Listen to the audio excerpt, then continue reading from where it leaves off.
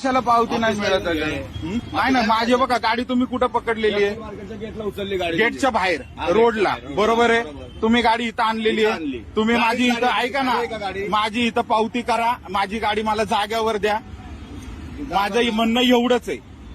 माझी गाडी तुम्ही उचलली आहे, गाडी उचलली ना, मी ऑन द स्पॉट तुमचा दंड भरायला तयार आहे. ऑन द स्पॉट इथं मी काय म्हणतो, 2 मिनिटं माझ्या गाडीवर चला बसून. अहो पण काय येऊ मी तुम्हाला ऑफिसला तुमच्या? तुम्ही गाड्या कुठं उचलता?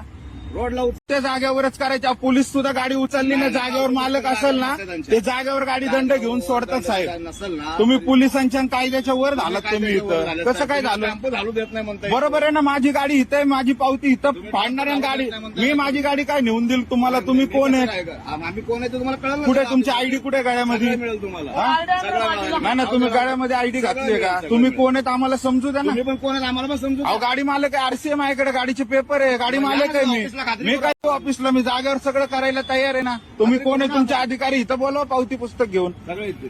हा, तुम्ही एकदा गाडी टेम्पो पुढे जाऊ देत नाही म्हणता. नाही नाही, माझी पावती इथं ऑन द स्पॉट करायची.